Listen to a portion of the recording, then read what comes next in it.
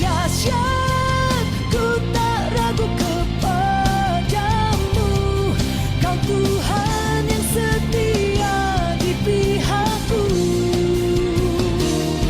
Yesusku dahsyat, tak terpenuh kuasa-Mu. Kau yang terhebat, terbesar bagiku.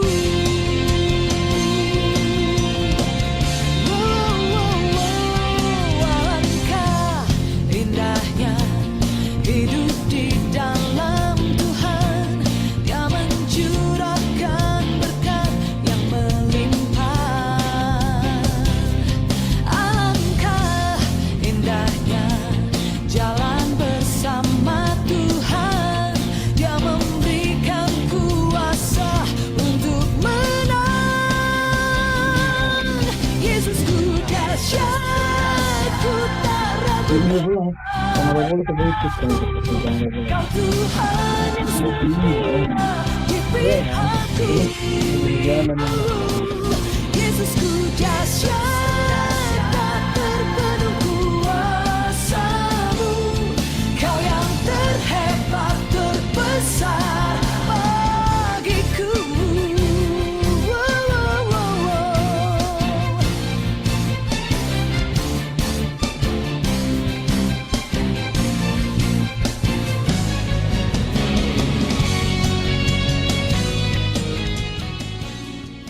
Ya, shalom shalom Bapak Ibu sekalian yang terkasih. Puji Tuhan kita semua terkumpul dan berkumpul pada saat ini. Saya percaya kemarin Bapak Ibu sudah beribadah di tempat Bapak Ibu masing-masing. Dan saya yakin ada banyak berkat pesan Tuhan yang Bapak Ibu dapat. Dan pagi hari ini apa yang bisa kita dapat? Tentunya pembelajaran yang berguna untuk kita semua Bapak Ibu ya. Untuk itu Bapak Ibu sekalian, mari sama-sama kita persiapkan hati dan pikiran kita. Karena kita mau bersama-sama menundukkan dan merendahkan diri kita di hadapan Tuhan. Sebab di atas segala sesuatu kehidupan kita ini hanya ada satu yang terpenting dan terutama, yaitu bagaimana kita bisa mengerti kebenaran firman Tuhan, sehingga kita bisa mengetahui kehendak Tuhan dan melakukannya. Untuk itu Bapak Ibu, seperti halnya pujian ini yang berjudul Yesusku dahsyat. Waduh, coba kita kasih jempol dulu ya buat sama-sama. Kita punya Tuhan yang apa? Dahsyat. Sangat dahsyat, teramat dahsyat, selamanya dahsyat, selalu dahsyat. Namanya Yesus Kristus Tuhan. Haleluya. Kasih tos dulu. Wah ya, saya percaya kita semua tidak akan lupa ya. Tidak ada yang terhebat dan terdahsyat selain Tuhan kita yang hebat dan luar biasa.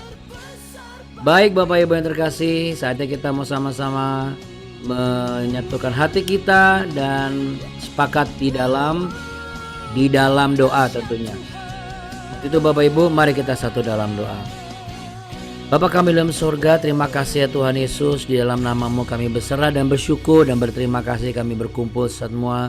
Kami bersatu hati pada saat ini ya Tuhan di tempat kami masing-masing, karena kami percaya Roh-Mu bekerja dan ada di dalam kehidupan kami.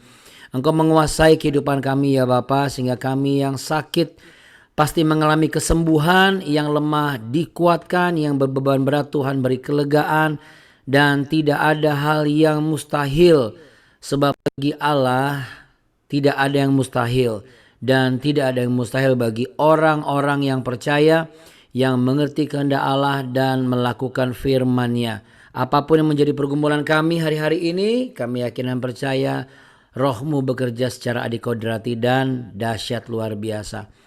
Kami serahkan ke dalam tangan-Mu Tuhan, dan kami bersama-sama sepakat dalam doa Bapa kami. Bapa kami di dalam sorga, dikuduskanlah nama-Mu, datanglah kerajaan-Mu, dijadilah kehendak-Mu di bumi seperti di sorga. Berikanlah kami pada hari ini makanan kami secukupnya, dan ampunilah kami akan kesalahan kami, seperti kami juga mengampuni orang yang bersalah kepada kami. Dan janganlah membawa kami ke dalam pencobaan, tetapi lepaskanlah kami daripada yang jahat. Karena Engkau lah yang punya kerajaan dan kuasa dan kemuliaan kekal sampai selama-lamanya. Haleluya, haleluya, haleluya. Mari yang sepakat sama-sama katakan amin. Puji nama Tuhan, haleluya. Boleh sambil angkat tangan Bapak Ibu, katakan sama-sama. Ku bersyukur padamu Kau Tuhan yang mengasihiku, Kaulah jaminan hidupku, hatimu ada bagiku. Ku bersyukur padamu, Kau Tuhan yang mengasihiku. Amin. Kau jadikan hidup ini lebih indah dan lebih berharga.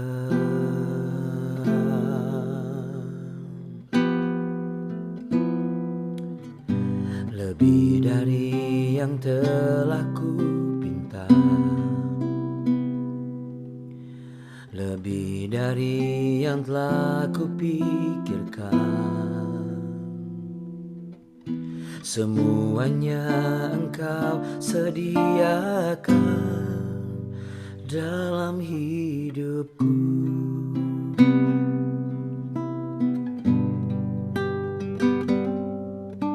Tidak dapat aku mengukurnya,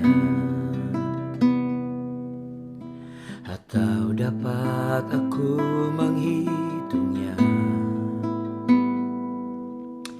Kebesaran kasih-Mu ya Tuhan yang Kau berikan.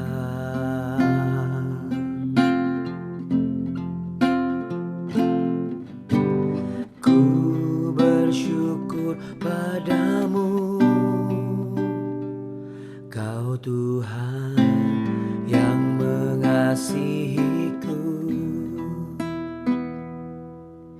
Kaulah jaminan hidupku, hatimu ada bagiku. Ku bersyukur padamu, Kau Tuhan yang mengasihiku. Kau jadikan hidup ini lebih indah dan lebih berharga.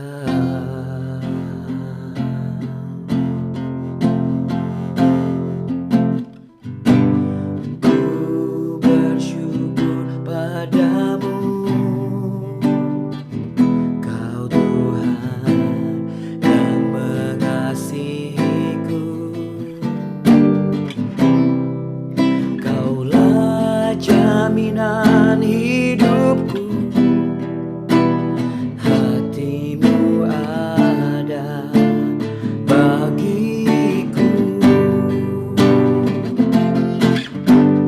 Ku bersyukur padamu, Kau Tuhan yang mengasihiku. Kau jadikan hidup ini lebih indah dan lebih berharga.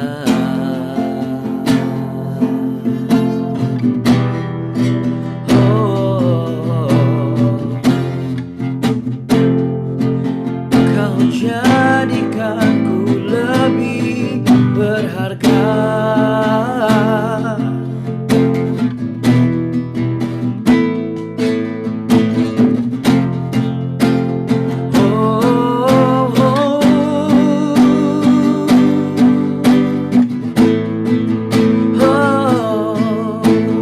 Ku bersyukur padamu, Kau Tuhan yang mengasihiku. Kaulah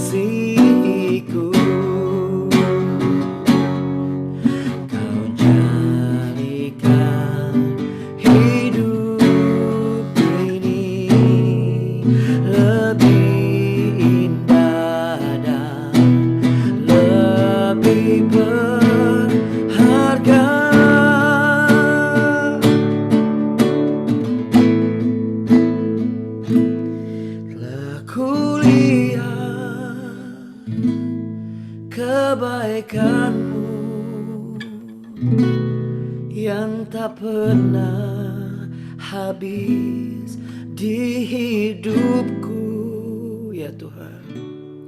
Ku berjuang sampai akhirnya Kau dapati aku tetap setia. Boleh taruh tangan di dada sama-sama Bapak Ibu. Selidiki aku, lihat hatiku ya Tuhan. Apakah ku sungguh mengasihimu Yesus, Kau yang Maha tahu dan menilai hidupku. Tak ada yang tersembunyi bagimu. Selidiki aku, lihat hatiku. Apakah ku sungguh mengasihimu Yesus, Kau yang Maha tahu dan menilai hidupku. Tak ada yang tersembunyi bagimu. Telah kulihat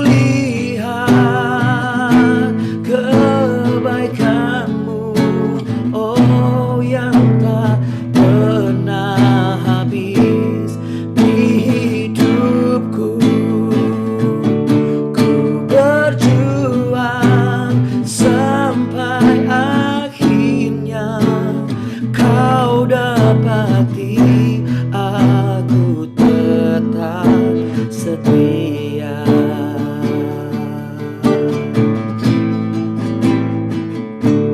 Telah kulihat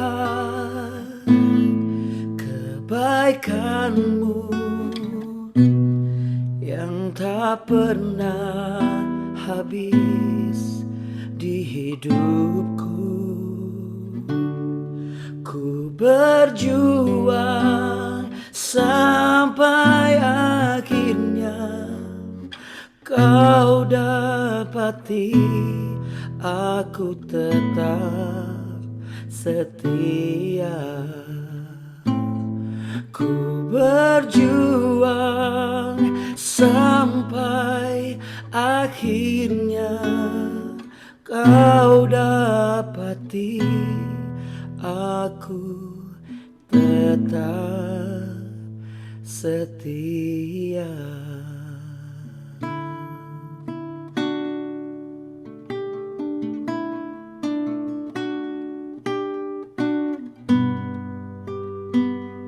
Oh,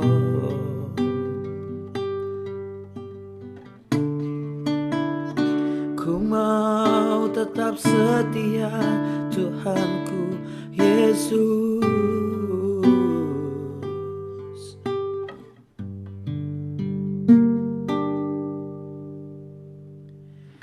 Ku bersyukur padamu Kau Tuhan yang mengasihiku. Kaulah jaminan hidupku, hatimu ada bagiku. Ku bersyukur padamu Kau Tuhan yang mengasihiku. Kau jadikan hidupku ini lebih indah dan lebih berharga.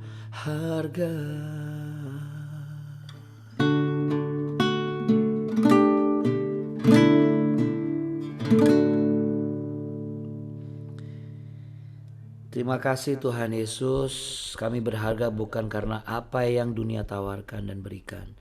Kami berharga karena kami memiliki Engkau dan apa yang kami dapat dari yang Engkau berikan, yaitu keselamatan yang kekal. Dalam nama Tuhan Yesus, mari yang sepakat sama-sama katakan amin.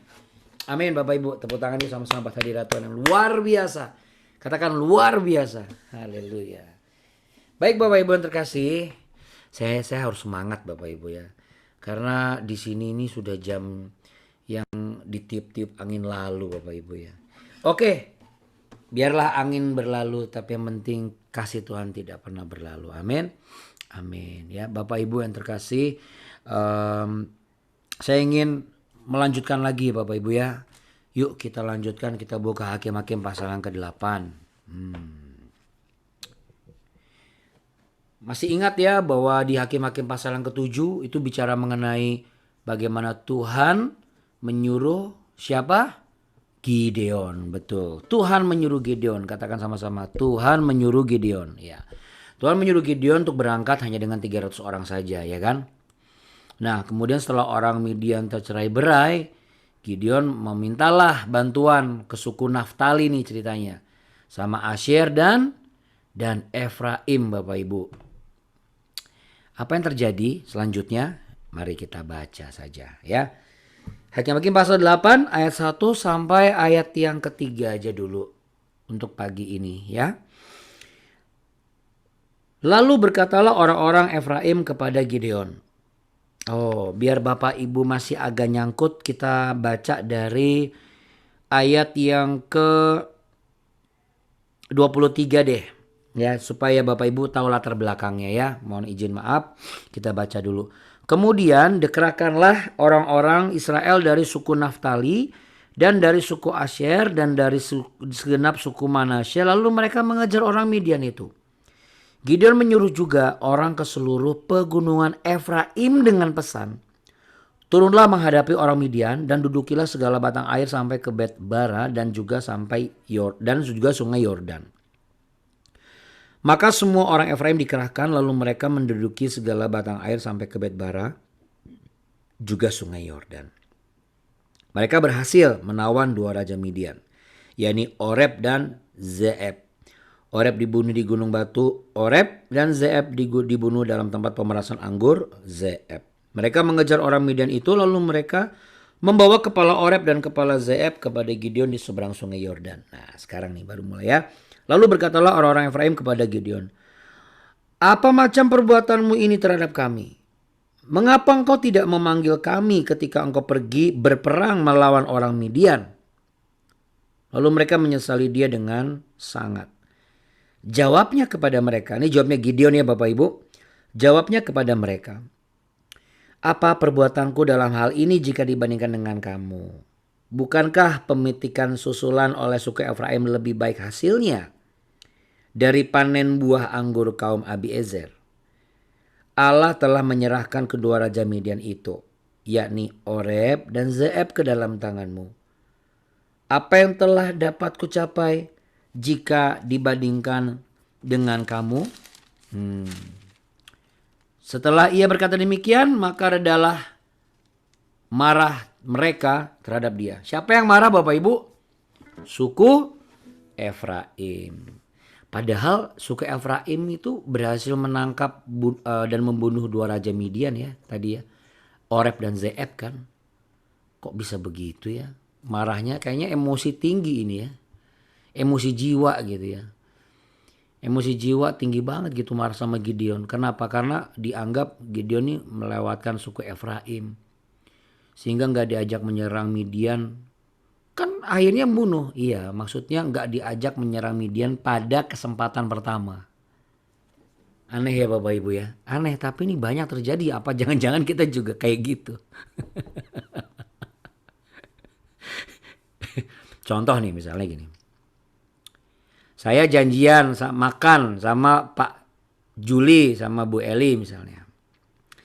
Nah, terus atau sama Pak Juli lah. Ya. Lalu ujung-ujungnya Bu Eli juga nyusul. Malah Bu Eli bawa pulang. Terus Bu Eli ketemu sama Bu Diana. Bu Eli sama Bu Yana ketemu Luki sama Pak Jusman. Ketemu juga sama Bu Duma. Ibaratnya nih, bapak ibu yang belakangan ini tuh kesel gitu. Kayaknya ini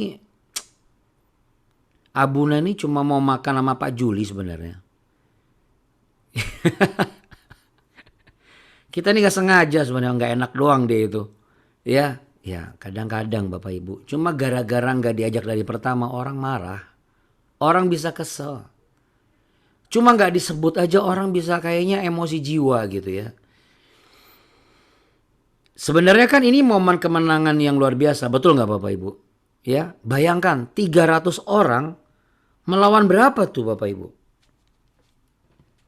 Ratusan? Bukan, ribuan. Ya.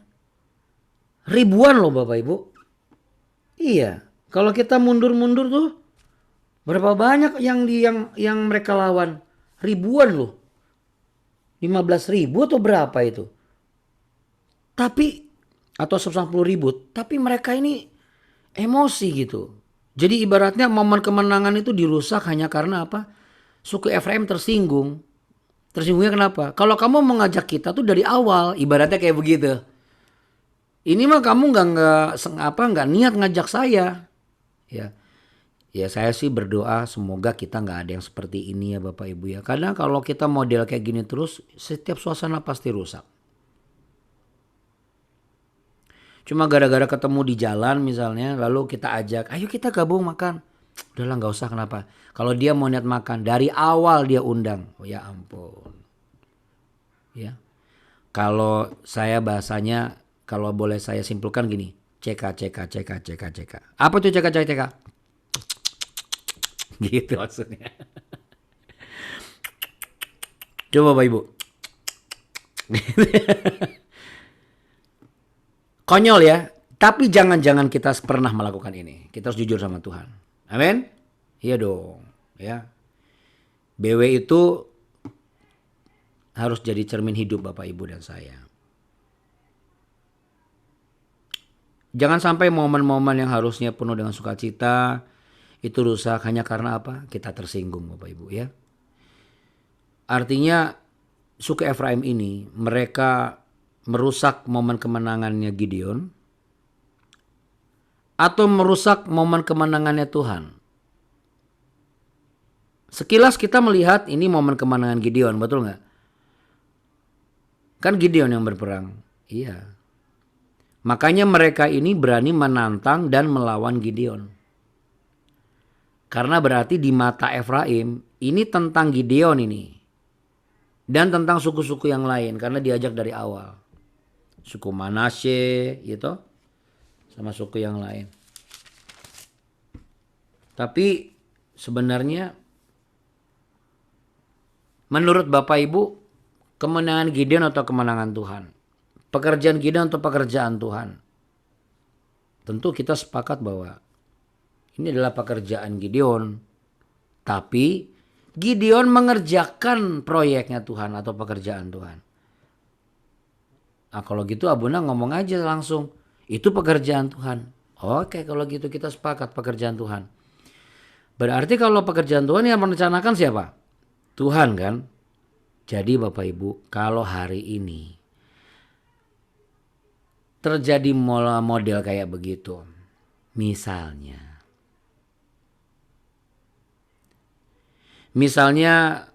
nanti pada saat makan siang tiba-tiba nih yang biasanya makan siang bareng sama bapak ibu habis kerja. Lalu tiba-tiba gak ngajak makan siang, Anda pergi ke tempat makan siang sendiri. Terus teman yang biasa makan siang sama Anda itu ngelihat Anda dan baru ngajak. Pak, Bu, ayo kita makan yuk. Gak usah tersinggung. Jangan cepat kecil hati. Jadi pelajaran paling berharga di kisah ini, perikop ini adalah apa? Mari jangan mudah kecil hati. Taruh tangan di dada. Saya tidak boleh mudah kecil hati. Benar. Orang kalau mudah kecil hati pasti mudah tersinggung. Kenapa? Karena hatinya kecil Bapak Ibu. Kalau hatinya kecil, ya bagaimana kita bisa memahami situasi dengan benar? Karena kalau hati kecil membuat pikiran sempit. Katakan sama-sama saya. Hati kecil membuat pikiran sempit. 1, 2, 3.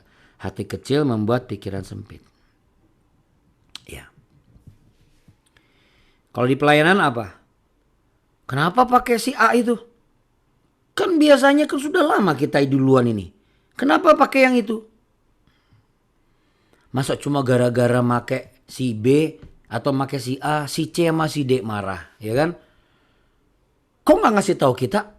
Ya ampun, apa perlu dikasih tahu dulu? Kalau kondisinya nggak sempat ngasih tahu bagaimana? Toh pelayanan ini juga melibatkan orang-orang kan, melibatkan satu komunitas itu, betul nggak?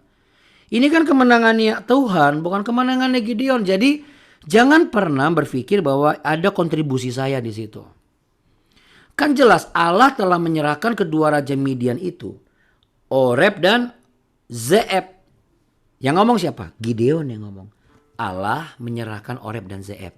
Kalau menurut saya Gideon ini ngejawabnya itu bukan bijak. Dia mencoba untuk berdiplomasi sebenarnya. Supaya apa? Menjaga agar suku Efraim ini tidak tersinggung. Dan apalagi menjaga supaya momen kemenangan ini nggak rusak. Nah, mari kita renungkan. Yang pertama, suku Efraim ini kan begitu marah kepada Gideon. Kenapa? Karena mereka mudah kecil hati. Mereka lebih mempermasalahkan egonya daripada kepentingannya. Maksudnya apa, Buna? Seringkali dalam kehidupan ini Bapak Ibu, pekerjaan, pelayanan, ini sebenarnya tentang saya atau tentang kepentingan Tuhan. Tentang saya itu maksudnya berkepentingan nih. Atau kepentingan Tuhan. Dua hal yang berbeda ya Bapak Ibu. Kalau saya berkepentingan berarti ini tentang ego saya. Saya mau dilihat, saya mau diakui, saya mau diingat. Tapi kalau tentang kepentingan Tuhan, orang mau ngakui ya syukur, puji Tuhan, gak ngaku juga gak apa-apa. Karena apa? Ini bukan tentang saya yang berkepentingan di sini, tapi tentang kepentingannya Tuhan. Sama. Dalam rumah tangga pun juga begitu. Seringkali kita salah mengartikan bahwa kamu nih ada faktor-faktor ya, misalnya mertua datang, dia cuma berkepentingan aja nih. Kalau nggak bukan berkepentingan mah mana dia datang? Padahal sebenarnya Bapak Ibu, beliau datang pun juga itu kepentingannya Tuhan. Pasti ada sesuatu, pasti ada cara, ada maksud dan tujuan Tuhan, entah menghibur, entah menengok, menjenguk, atau ada pesan Tuhan yang akan disampaikan dari obrolan. Orang saya ketemu sama mertua saya aja gak pernah akur. Itu pesan Tuhan berarti. Sudah gak pernah akur tapi dibuat Tuhan mertuanya datang terus ke rumah menantunya. Berarti itu yang Tuhan mau. Cobalah akur. Nanti begitu akur malah jadinya jarang ketemu. Kenapa? Kangen pasti kan. Ya. Jadi Bapak Ibu yang terkasih, bagi Efraim ini kemenangan bangsa Israel ini seakan-akan prestasi pribadi Bapak Ibu. Mungkin merasa mereka tuh kan lewatin lembah Efraim kan. Jadi mereka merasa berkepentingan begini. Mereka yang suku Manasye kan tidak tinggal di lembah kami. Harusnya dari awal kami dilibatkan. Kan gitu. Padahal ujung-ujungnya mereka juga yang penggal si Zeeb sama si Oreb ini. Namanya kok susah ya. Zeber. Aduh. Zeeb sama Oreb ya. Zeeb sama Oreb ini kalau tinggalnya di Bandung namanya Asep ini. Bukan Zeeb, Asep namanya. Asep Sunaria. Oke ya Bapak Ibu. Jadi mereka melihat itu kemenangannya. Maksudnya mereka melihat bukan kemenangannya Tuhan. Itu yang pertama. Ya, padahal Tuhan yang membebaskan Israel dari musuh mereka. Nah yang kedua. Saya melihat bagaimana apakah Gideon seorang pemimpin yang baik? Menurut saya Gideon punya kualitas pemimpin yang cukup baik ya. Kenapa cukup baik? Dia rela merendahkan diri ya Bapak Ibu. Dia tidak ngotot juga gitu. Dia tidak bisa aja dia mengatakan, tahu dirilah sedikit. Kan saya yang dipilih Tuhan untuk menyerang bangsa itu. Kalau bukan saya yang memimpin 300 orang, mana kita menang? Nah, ini juga ego nih. Tapi saya melihat Gideon tidak melakukan itu. Walaupun Gideon punya kapasitas kok untuk itu. Semua bukti ada kok konkret. Satu-satunya orang yang dipilih Tuhan, dikasih bukti dan diizinkan hanya 300 orang melawan puluhan ribu ya cuma Gideon. Tapi Gideon malah bilang apa? Ya kan Oreb sama Zeebnya kan memang Tuhan kasih buat kamu. Jadi ibaratnya Gideon juga cerdik ya menurut saya, bukan licik, cerdik ya kenapa? Yang penting dia nggak marah lah. Jadi kalau misal tadi kayak janjian makanan tuh bagaimana Abuna? Ya kalau misalnya kita pas lupa, ya mungkin mirip Gideon aja kali ya. Ya kan baru dipanggil sekarang biar makanannya pas Anda datang makanannya hangat, enak langsung dimakan. Ngeles ya Bapak Ibu ya. Tapi ini perlu juga untuk kita lakukan ya. Kayak misalnya kadang-kadang manusia nggak lepas dari apa lupa. Jadi kalau misalnya kita masak, kita baru tahu, waduh anak saya baru mau datang nih. Atau menantu saya baru mau datang. Atau kolega saya baru datang. Bos saya baru mau datang. Mana makanannya cuma segini lagi. Kita baru pesan. Orang pasti kecil hati. Secara umum pasti itu. Nah kita harus cerdik lah sebagai Gideon. Ayo, belum terlambat. Emang tadi juga ya kita emang sengaja kita pesan agak late lah ya biar anget sedikit makanannya. Apakah itu salah? Menurut saya enggak sih ya. Buktinya Tuhan izinkan itu. Itu bohong dong Abuna. Itu cerdik namanya bukan bohong ya Bapak Ibu. Kenapa? Karena Gideon itu lebih mementingkan kesatuan daripada pengakuan. Katakan sama-sama. Kesatuan lebih penting daripada pengakuan. Iya. Jadi kalau misalnya suami istri ada yang lupa nggak nyebut. Atau misalnya anak ya kakak. Kok papa cuma nyebut adik doang nggak nyebut kakak ya. Ya bukan cuma nyebut. Emang pas kebetulan aja kamu belum tersebut. Biasanya juga nama kamu disebut. Adalah cara-cara yang bisa kita lakukan untuk bukan berdiplomasi tapi untuk menyiasati ya Bapak Ibu. Kenapa? Karena iblis itu kan mencuri, membunuh dan membinasakan.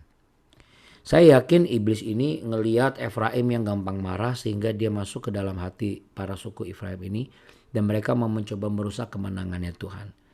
Nah, makanya Gideon itu memberikan jawaban yang cerdik dan bijak menurut saya. Dia tidak perlu diakui sebagai orang yang berjasa pada waktu itu. Sehingga ia malah justru menyerahkan seakan-akan. Loh ini kan Tuhan kan ngasih buat kamu. Makanya lewat lembah Efraim. Mungkin saya bayangkan seperti itu ya. Artinya Gideon tidak mengizinkan kemenangan dari Tuhan dirusak oleh kepentingan pribadi atau sekelompok orang. Apa yang harus kita aplikasikan mengenai hal ini? Ya seperti yang saya bilang tadi. Yang pertama apa? Jangan mudah kecil hati. Ya. Ketika kita tidak ditelepon, lalu kemudian ketemu di jalan, jangan pernah berpikir negatif. Itu terlalu sempit. Bagaimana Tuhan bisa memperbesar kapasitas kita kalau kita menyempitkan terus? Mudah tersinggung, mudah marah, mudah ngambek. Akhirnya apa? Kalau ngambek udah gak bisa ngapa-ngapain lagi. Gak maksimal hidupnya. Kenapa? Disuruh ngumpul ya gak mau. Dia gak akan kreatif. Tidak ada sesuatu yang inovatif dalam hidupnya. Kenapa? Mandek. Pikirannya sudah mandek. Kenapa? Hatinya sudah keras, sudah membatu.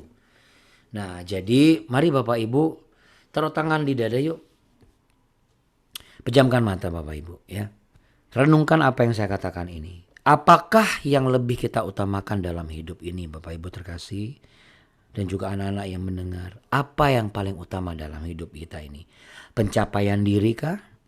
Pengakuan atas prestasi diri sendiri kah? Atau kepentingan pekerjaan tangan Tuhan? Karena sesungguhnya kalau kita mau menyadari dan mengakui semua sendi aspek kehidupan ini itu tentang pekerjaan Tuhan. Jadi istri, jadi suami, jadi karyawan, jadi penatua, jadi hamba Tuhan.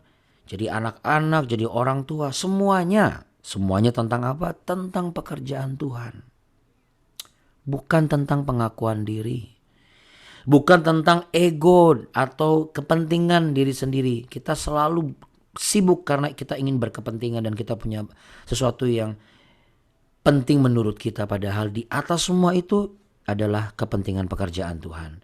Dan ketika masalah muncul, Apakah perkataan kita itu lebih mencerminkan pembelaan diri sendiri?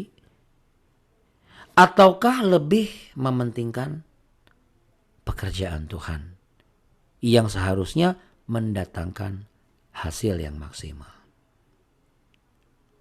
Terima kasih Tuhan Yesus.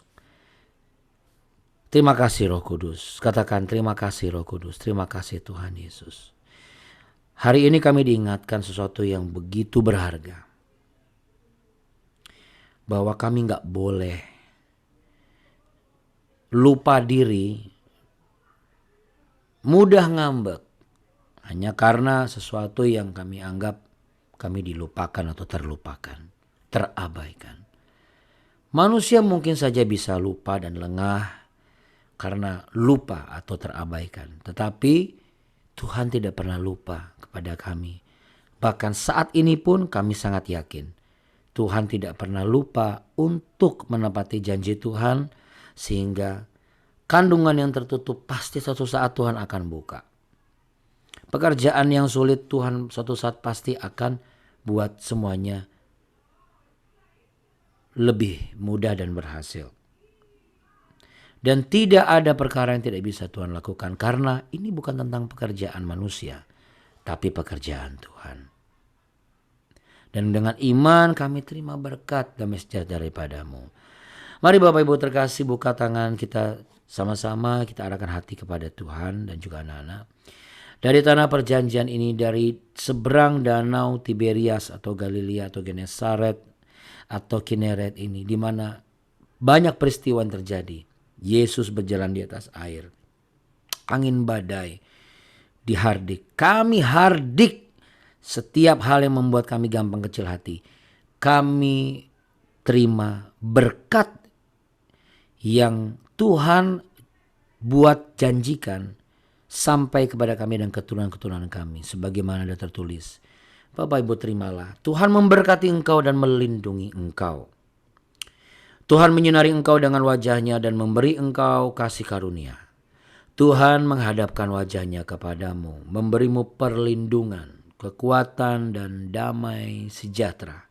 Dan roh takut akan Tuhan, jiwa yang besar, hati yang besar, dan tidak mudah tersinggung, tidak mudah kecil hati, sehingga kehidupan Bapak Ibu, pekerjaan Bapak Ibu semakin kreatif dan inovatif, dan nama Tuhan dipermuliakan. Dalam nama Bapa, Putra dan Roh Kudus. Haleluya. Sama-sama katakan amin. Amin. Jadi kesimpulan ini Bapak Ibu ya, ini tentang saya dan pekerjaan saya, atau ini tentang Tuhan dan pekerjaannya? Tentu saja. BW ini juga bukan tentang saya dan pekerjaan saya atau Abuni. Tapi BW ini adalah tentang Tuhan dan tentang pekerjaan tangannya. Semoga Bapak Ibu juga sepakat dengan hal ini dan bisa menerapkan mulai hari ini sampai kehidupan dan setiap hari dalam kehidupan sehari-hari. Tuhan Yesus memberkati ya Bapak Ibu semua. Tetap semangat, tetap mengandalkan dan memuliakan Tuhan.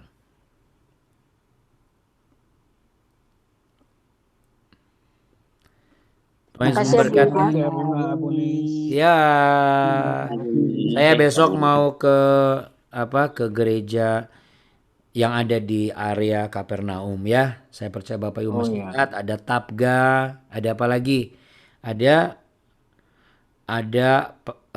Saint Peter Primacy ya. Ada gereja Sabda Bahagia ya.